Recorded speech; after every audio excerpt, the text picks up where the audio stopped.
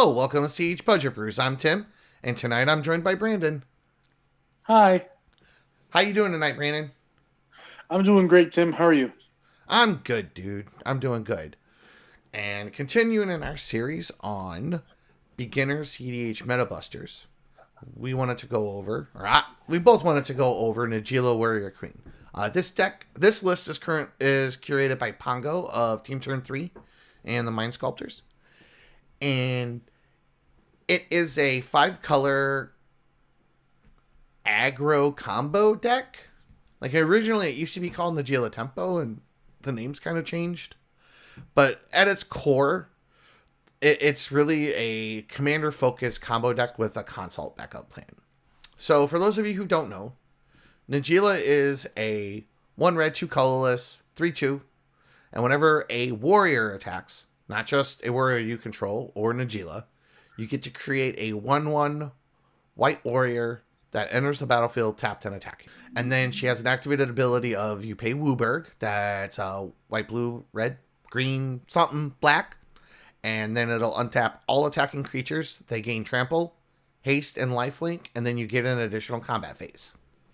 So for those of you who don't know, Najeela, if you start with Najeela on board and no other creatures in play, you can manually kill a table in 6 combat steps. So that's 6 combats. And if you have the ability to make Wooburg, you can cut that down by each activation. So the basic plan with Najeela is that you have her in play, and you get like Derevi, who, well, whenever a creature you control deals combat damage to a player, you may tap or untap target permanent. So generally what you'll do is you'll attack with Najeela, she'll make a warrior, you'll deal damage to 2 players. Or to 2, they'll both deal damage. You'll get 2 untapped triggers. Then you need 3 mana on top of the 2 that you've untapped to make the 5. Attack again. Now you'll have 2 more warriors, so you'll have 4. And then you'll get the 4 untapped triggers from Duretti. And then you'll only need 1 mana floating, like 1 additional mana that you don't have untapped. And then from there, you get your last 3 combats and kill everybody that way. Being in Wooburg, you have access to all of the best cards. So you get the Jothi Voidwalker, you get Dranith, you get Op Agent, you get Ragavan, Ranger Captain of Eos, you get Consult, you get all of the most efficient dorks, you get Dockside, you can win off of creature-based combos, so therefore you kind of fly under a lot of hate, because a lot of players run Swan Songs, miscasts, stuff like that. So Najeela's basic game plan kind of dodges a lot of that. You also have Oracle Consult as your backup plan. Since you have Dockside, you have access to Ad Nauseam, all of the good creature tutors to get to ready, or to get any piece you need, like Eldami's Call can pretty much get anything. Casting a Summoner's Pact for a Dreddy just feels great.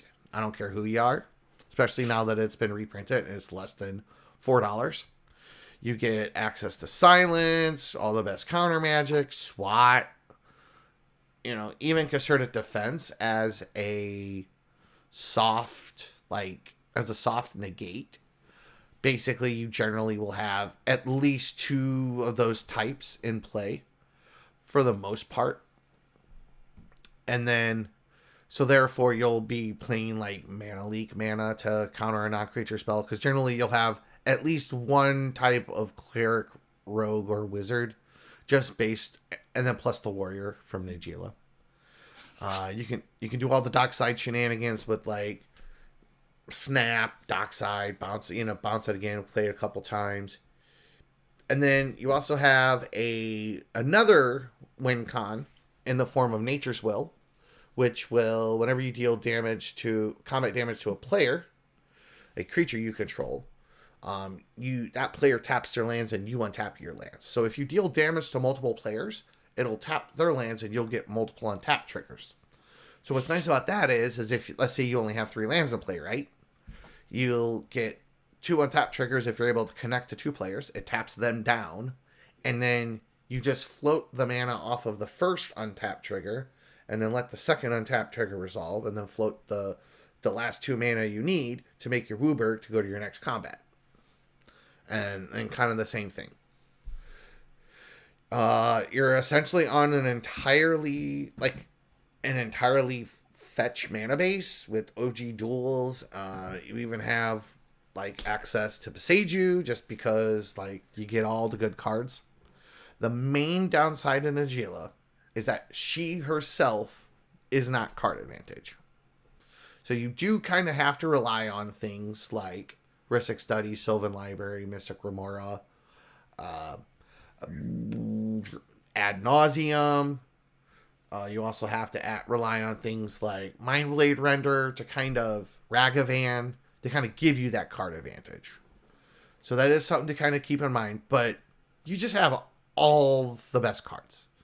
And she is one of the most winning, like one of the top decks to appear in the winning tables at tournaments. Much like Winona that we reviewed previously. You also can, like, she just performs really well. She's got all the good pieces. So one of the things is that there's actually a couple of other builds that have a couple alternative cards that I like to include in my build, especially when I kind of run into more, when I want to make it a little more mid-rangey, if I'm playing in a more Staxy meta or a slower meta. One of them is Chatterfang. So Chatterfang is a 3/3 for 3 Squirrel Warrior. So it triggers off Najeela. It has Forest Walk. So that also helps you connect with a creature. Like if you're, especially in like a heavy stacks meta, like oftentimes there's at least one player with a forest. And then Chatterfang also makes, whenever you create tokens, it will create a squirrel that will have the same characteristics as the token. So the way it works is Najeela puts the warrior into play tapped attacking. And if you have Chatterfang in play, you'll create that many squirrels entered tapped attacking as well. It's like a weird, like rule, like a niche rules kind of interaction. You can double check with the judge if you want it explained a little better. I am not a judge.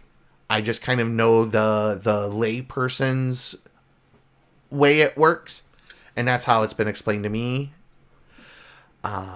So that is something that also Chatterfang gives you on board removal, because you can sack squirrels to give creatures plus X, minus X. And then the other alternate thing I like to slot in sometimes is actually Grim Hireling. Grim Hireling is a 4-drop 3/2 human rogue. So that gives you another creature type for your consorted defense, because it's equal to the number of people in your party. So that's kind of a nice little interaction, as well as Grim Hireling will make 2 treasures for each opponent you deal combat damage to. So Grim Hireling will make up to 6 treasures per combat. So treasures can tap for mana of any color, and Najeela only needs 5 in the form of WUBRG to gain an additional combat step. So it can give you another creature-based way to go infinite with Najeela above and beyond Derevi. So that is also, Grim Hireling is about $9, whereas Nature's Will is about $30. So, and some places have card availability issues, like, in fact, the main alt build that runs both of those pieces is Deco's Najeela build from cEDH Brazil. I know that they have problems with like acquiring older cards in some instances, or they're like very inflatedly priced. So he runs both of those. And lastly, with the Grim Hireling, is you can sack treasures to give a creature minus X. So therefore, again, it's another instance of onboard removal. So if you're playing with both of those, you can kind of help use those to control the board. So that way you're able to connect with your warriors and with Najeela kind of uncontested. Again, that's just kind of an optional thing that I personally like to do. It's not necessarily best for all metas. And I think that covers about most of it. Anything you want to add? There's a few things I want to add actually, Timmy, because I am really used to this deck and I played it quite a bit. Okay. Um, I played it a really lot good. too, but more not. There is a couple of things I do need to add, but go ahead. Yeah. So one of the things that I like to mention is Druid's Repository. Um, it's definitely a budget option. So if you are encountering places like you said earlier that have card availability issues, In fact, I'm gonna pull um, up my budget Najeela build right now. yeah. Go ahead. Druid's Repository says whenever your creature control attacks, so they don't have to connect, you can put a charge counter on it, and you can remove a charge counter from it to add 1 mana of any color to your mana pool.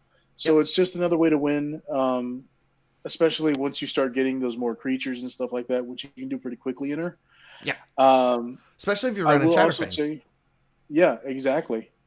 I will also say another thing is that Druid's Repository doesn't proc off of Najeela's tokens trigger. No. So if the answer tapped on attacking, that won't work. But it's still a really good card to have in the deck. And Nature's Will is the best card in the deck, simply because it's the card that can win you the game the fastest. Though again, if you don't have it, it's not end all be all, right? I disagree with you. You disagree? Proceed. Yep. Go ahead. Yeah. Finish your argument Okay. about Nature's Will. Yeah, I was gonna say it can it can win you the game the fastest as early as turn 3. Because if you have 3 lands, like you mentioned, you can connect with 2 people, and then you can go infinite from there. So you really only need Najeela and one other creature before for you to essentially go infinite, which is why I think it's the best card. Okay. I think, as far as win cons are concerned, Derevi is the best card. Mm, Derevi is the easiest to tutor. It dodges that's the true. most hate, at least at cEDH tables.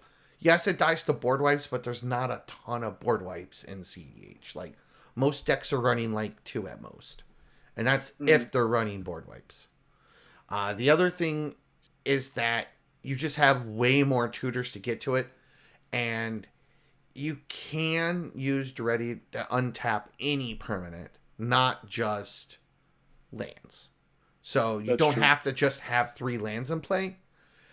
You do have to make sure that you can sequence everything correctly. So I think to start the chain again, you need to go from 3 lands, and then you need to have 2 creatures in play at the to go, I think go infinite. My math might be wrong. I think you need 3 creatures in play. Yeah, because you if you hardcast her and she untaps 1, and then if you can swing with 3, she untaps 3. No, if you hardcast her, you need 4 creatures in play. For well, she untaps 1 when she comes into play. Revi does. That's what I'm saying. If you have 3 lands Uh and huh. you hardcast her, you need 4 creatures in play in order to be able to start. And No, one of those no. creatures has to be Najeela. You only need 2 because Najeela will make the last 4. Oh, because it is on connecting. Yep. Yeah, that's true. Yeah. So you just need 2 creatures and 3 lands when you cast Yeah. Revi to go infinite. So that could potentially be as fast as Nature's Will. Now the downside is that all 4 of those creatures have to connect to go infinite. Hmm. But if you have another source, like you played a rock on earlier in the game, or you played like a wild growth or something on one of those lands, that does kind of decrease the amount of resources you need to go infinite. Hmm. So, but that's just me. I've noticed that it's a lot harder to interact with Derevi than it is to interact with Nature's Will. Nature's Will gets hit by a lot more things and is more easily disrupted. Especially now that we have channel lands. True. Yeah, everybody's packing those bad boys. Ugh. Ugh. So, anyway, that's probably the biggest thing. So, one of the things about Najeela that's really nice, and you'll see this is a very common thing with most of the decks we're talking about, is they're pretty easy to pick up and begin getting some amount of results with. They're really, really strong, and they're so strong that you can kind of just ride that till you get the basics down, And then once you get the basics down, your performance will start to improve. And then you'll have a nice smooth curve up to like just optimally piloting the deck. And as you progress, you will perform better. Najeela does suffer from being 5 colors. Like, that is a problem. Like, I have a $500 version of her. I definitely would not advocate for going lower than that. In fact, I think 500's like a little much, especially with trying to do Tainted Pact. Like, it can get a little rough sometimes. But it is a thing that is possible. I do think that she definitely plays better the more resources and the higher the budget is. But I mean, that the same can be said for all decks, pretty much for the most part. So, anyway, anything else you want to add, dude? No, I think we've covered it. Okay, all right. Well, with that, I would like to thank everybody for joining us. If you have any questions or comments or any ideas for what to go over next, or something you'd like to see us cover, just drop it in the description below, or in the description below. Drop it in the comments, or hit us up on our Discord. As well as, if you'd like to support us, you can go to patreon.com. Link will be in the description, as well as link to the website, to our Discord, to all of our resources, this list as well. And everybody have a good night. Bye.